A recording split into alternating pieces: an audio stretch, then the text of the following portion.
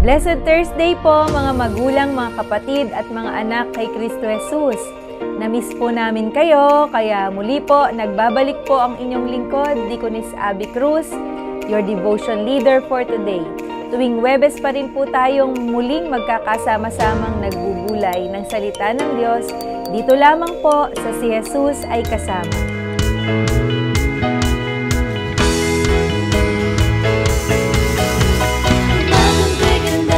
Jesus ang kasama, umagang kay ganda si Jesus ang kasama, umagang kay ganda si Jesus ang kasama,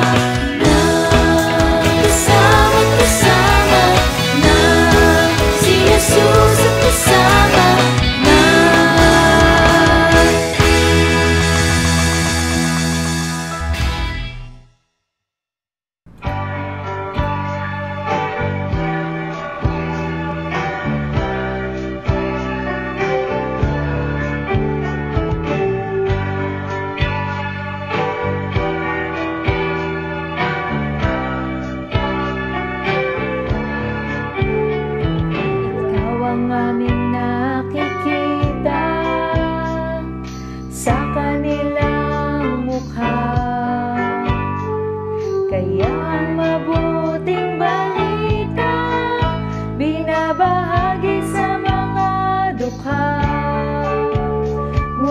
Paano nila masisilayan ang habag at pag-ibig mo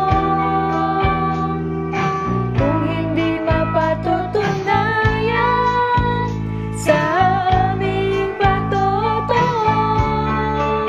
Kaya kung paano mo kami kinalingan, kung paano mo kami minahal, sa aming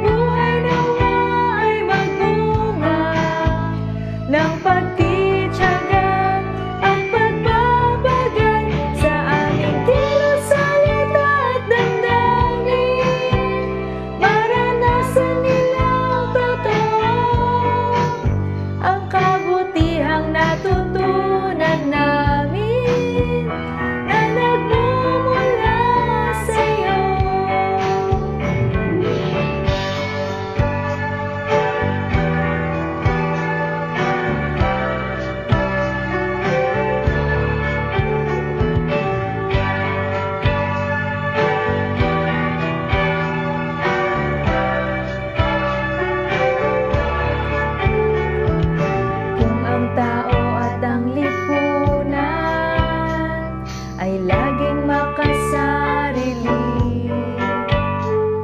Sa'yo ang bagong panatunan, ang maglingkod at magsilbi.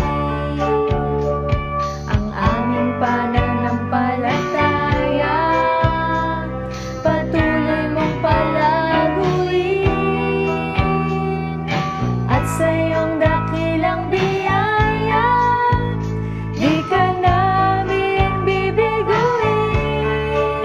Kaya kung paano mo kami kinalingan, kung paano mo kami minahal, sa aming buhay nawa ay magbunga ng pagtitiyaga at pagbabagal sa aming kilos, salita at damdamin. Maranasan nilang totoo ang kabutihang natutunan namin na nagmumula sa'yo. Ang kabutihang natutunan namin na nagmumula sa'yo.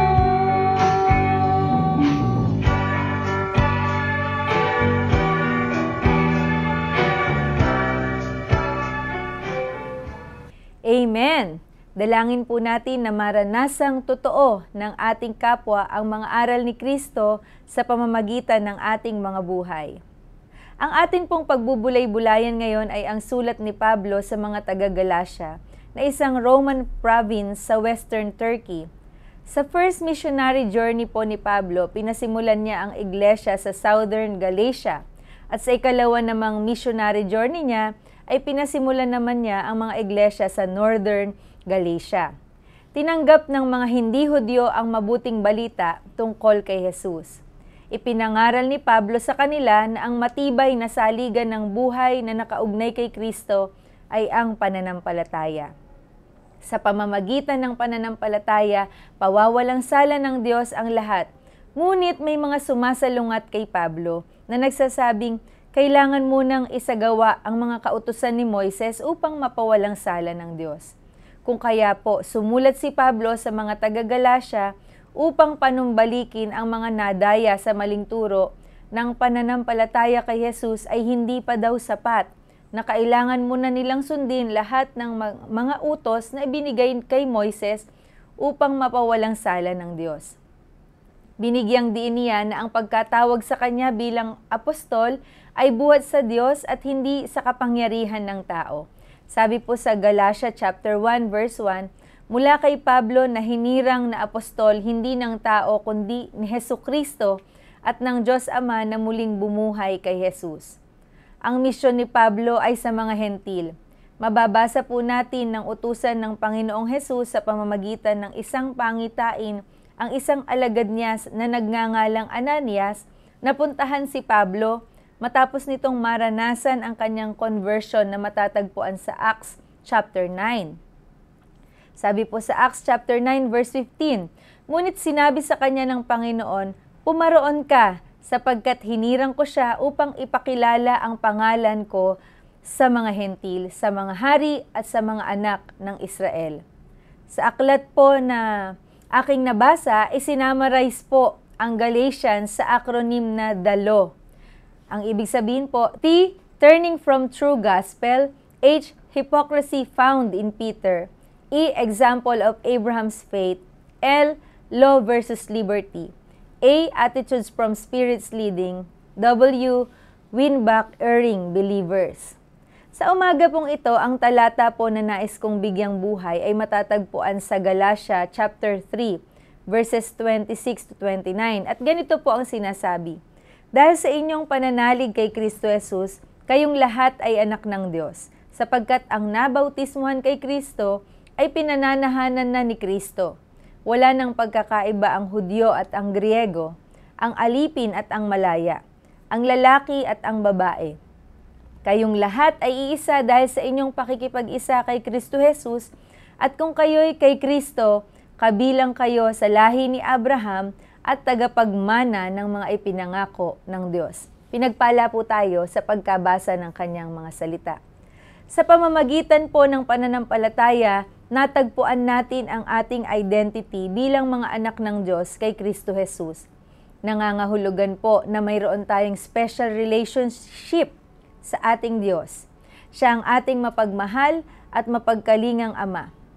Napakasarap isipin na napaka-intimate ng relationship natin sa ating Diyos, kung saan madarama natin ang kanyang pagkalinga at pagmamahal. Kung kaya't ating ipagkatiwala sa Kanya ang bawat sandali po ng ating buhay, hindi lamang ang kasalukuyan kundi pati ang buhay na hahantong sa Kanyang piling kapag tayo'y tinawag na Niya mula sa buhay na ito. Dapat din po nating isapuso at isaisip na taglay natin ang pangalan ng ating Panginoong Hesus. Kaya't magiging consistent tayo sa pamumuhay Kristiyano. Magiging maingat po tayo. Ang sabi po sa Galatians chapter 2 verse 20, I've been crucified with Christ and I no longer live, but Christ lives in me. The life I live in the body, I live by faith in the Son of God, who loved me and gave Himself for me. Kaya iwawaksi po natin ang mga gawa ng laman. Sabi po sa Galatians chapter 5 verse 19, the acts of flesh are obvious: sexual immorality, impurity and debauchery, idolatry and witchcraft, hatred, discord, jealousy, fits of rage, selfish ambition, dissensions, fractions and envy, drunkenness, orgies and the like. I warn you as I did before, that those who live like this will not inherit the kingdom of God. Ang Espiritu Santo na ang paghariin po natin sa ating buhay. Sabi po sa Galatians chapter 5 verses 22 to 23, "But the fruit of the Spirit is love, joy, peace, forbearance, kindness, goodness, faithfulness, gentleness, and self-control. Against such thing, there is no law." Ngayon po na tayo ay mga anak na ng Diyos sa pamamagitan ng pananampalataya natin kay Kristo Jesus, tayo ay iisa po kay Kristo. Tayo ay equal sa harapan ng Panginoong Jesus. Nakakalungkot na makita kung tayong mga Kristiyano mismo ang nagdo-draw ng line sa isa't isa. Races, denominations, political parties, at economic classes. Paalala po, mga magulang at mga kapatid, namatay po si Kristo para sa ating lahat. Sabi po sa John chapter 3 verse 16, ang paborito nating lahat, "Sapagkat gayon na lamang ang pag-ibig ng Diyos sa sanglibutan, kaya ibinigay niya ang kanyang bugtong na anak, upang ang sino mang sumampalataya sa kanya ay hindi po mapahamak, kundi magkaroon ng buhay na walang hanggan." Mahal po tayong lahat ng Diyos. Nakatingin siya sa ating mga puso, hindi po sa ating mga panlabas. Kung gayon, tayong lahat po ay tinatawagang gawin ang ginawa ng ating Panginoong Hesus, kung paano niyang inibig ang lahat, maging ang mga hindi kaibig-ibig. Ang mga itinuturing na outcast noon, kung aalalahanin po natin, kahit hindi nagustuhan noon ng mga religious leaders nang hindi siya nag-join sa mga taong gustong bumato sa babaeng nahuli sa pangangalunya, kahit na siya ay hindi nagkasala, nirebuke niya po rito ang self-righteousness. Ang babaeng Samaritana, kinausap siya ni Jesus. Ang pagpapagaling niya sa 10 ketongin, hindi po nag-discriminate ang ating Panginoong Jesus. Sabi nga po ni Pablo sa unang Korinto, Kabanata 11, Talata 1, "Imitate me, just as I also imitate Christ."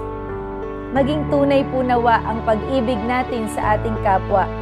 Huwag po nawang masalamin sa atin ang ginawa ni Apostol Pablo o ni Apostol Pedro nang ituwid siya ni Apostol Pablo sa Galatia chapter 2, verses 11 to 14.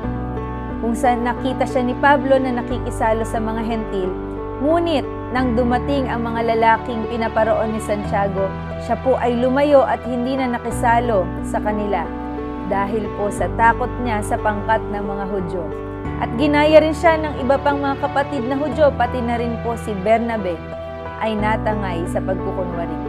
Kaya itinuwid siya ng harapan ni Pablo.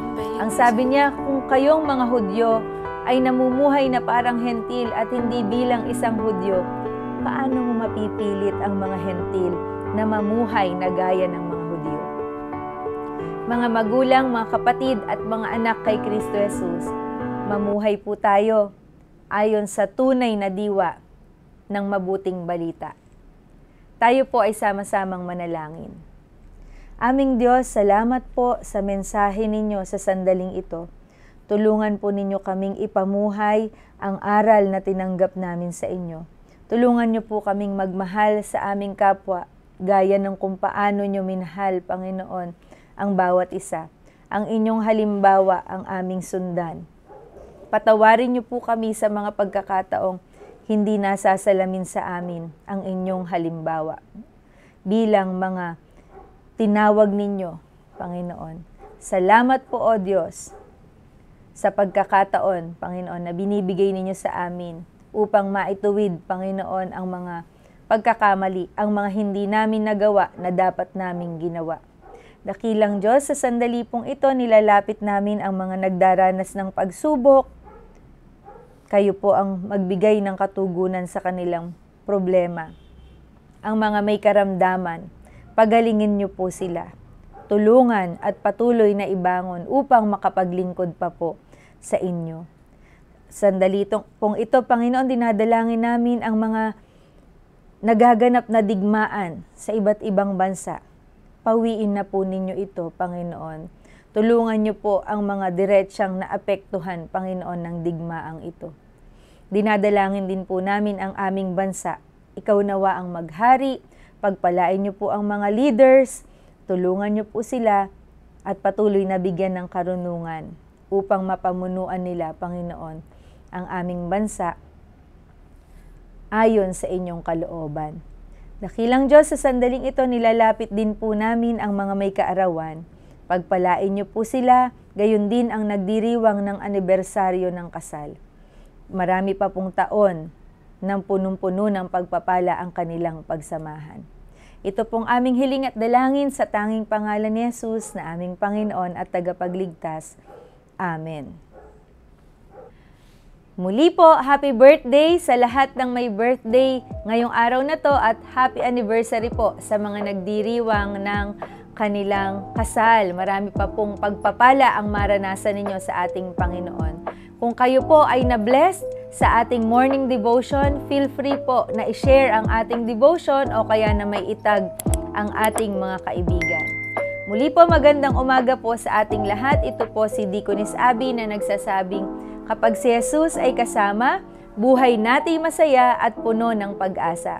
Kita-kits po tayong muli sa Thursday. God bless po!